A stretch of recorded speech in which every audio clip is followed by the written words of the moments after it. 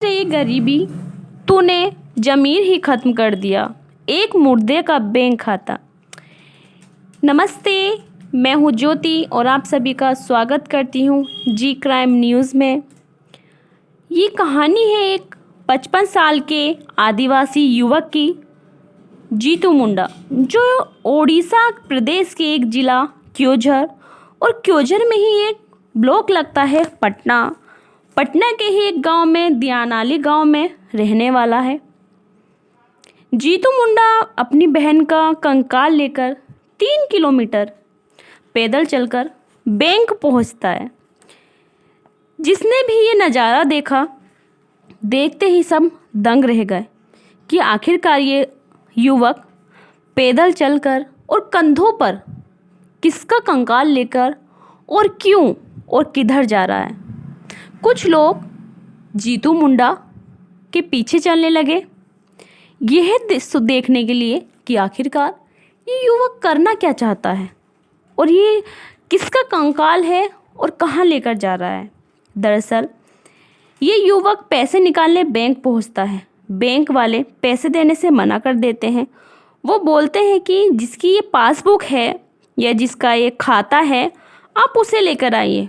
जीतू मुंडा बताता है, साहब ये खाता मेरी बहन का है और उसकी मृत्यु 3 महीने पहले हो चुकी है और मैं बैंक में आया हूँ। उसके 19,300 रुपये हैं बैंक में, कृपया करके आप मुझे वो पैसे निकाल दीजिए।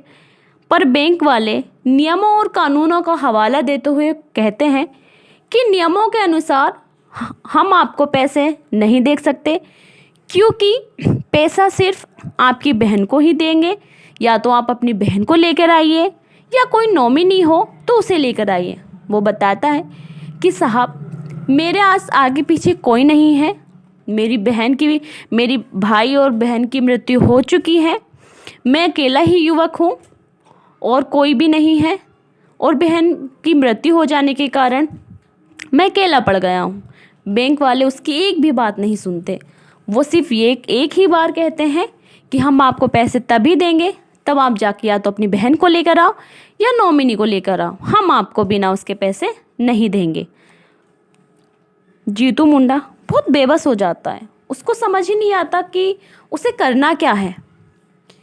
उसको नहीं पता कि वो कहाँ जाए, क्या करे, बस उसको पैसे निकालने थे।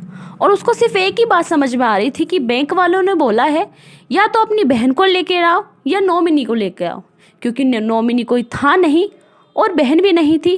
तो बस उसके दिमाग में बात बैठ जाती है कि बैंक वालों ने बोला है बहन को लेकर आओ। वो जाता है वापस अपने घर और जाकर अपनी बहन की कब्र खोदकर, जिसकी मृत्यु 3 महीने पहले हुई है, जीतू मुंडा की बहन कलारा की मृत्यु 3 महीने पहले हुई थी, वो उसकी कब्र खोदता है और कब्र खोदकर कंकाल को अपने कंधों पर डालकर बैंक पहुंच जाता है। जब जीतू मुंडा बैंक पहुंचता है तो सब दंग रह जाते हैं। बैंक वाले और पुलिस वाले सब दंग रह जाते हैं और जीतू मुंडा को समझाने लगते हैं कि आपके बैंक में जो 19,300 रुपये हैं वो आपको मिल जाएंगे। क्योंकि जीतू मुंडा पढ़ा लिखा नहीं था, वो अनपढ़ था, वो सिस्टम के नियमों और कानूनों को नहीं समझ पा रहा था कि आखिरकार वो कहना क्या चाह रहे हैं। उसको लगा कि उसको सिर्फ बहन वो अगर ले आएगा तो उसको पैसे मिल जाएंगे, इसलिए वो बहन का कंकाल लेकर बैंक पहुंच ही जाता है। पुलिस वाले और बैंक वाले उसको मनाते हैं और बोलते हैं कि आपके जो पैसे हैं वो आपको हम दे देंगे, आप परेशान मत होइए। और उसको समझाते हुए बोलते हैं कि आप परेशान ना हो, आपके पैसे आपके हम निकाल कर दे देंगे। जिसने भी ये दृश्य देखा सबके होश उड़ गए और बस एक ही शब्द निकला, हाय रे लाचारी, हाय रे गरीबी और हाय रे बेबसी। ये कैसी बेबसी थी जिसने सिस्टम को भी झंझोर कर रख दिया, जिसने एक तमाचा मारा है सिस्टम के नियम कानूनों पर। चाहते तो बैंक वाले उसे बता सकते थे कि आप जाइए मृत्यु प्रमाण पत्र बनवा के लाइए अपनी बहन का, आप गांव के प्रधान के पास जाइए, आप किसी के पास जाइए, आप तहसील जाइए, आप जहाँ भी जाइए, वहाँ से आपको मृत्यु प्रमाण पत्र मिल जाएगा। पर ना ही बैंक वालों ने उसको संपूर्ण जानकारी दी सरल शब्दों में, ना ही उसको अच्छी तरह समझाया। उसको जो समझ आया उसने वो किया। ये घटना दिखाती है कि नियम कानूनों की सख्ती और जागरूकता की कमी कैसे गरीब और अशिक्षित लोगों को अमान्य हालत में पहुंचा देती है।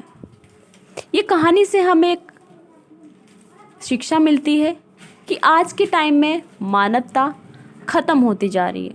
गरीबी और लाचारी के चलते लोगों को अपना ज़मीर, अपना अस्तित्व ही मिटाना पड़ रहा है। आज की कहानी में बस इतना ही। धन्यवाद।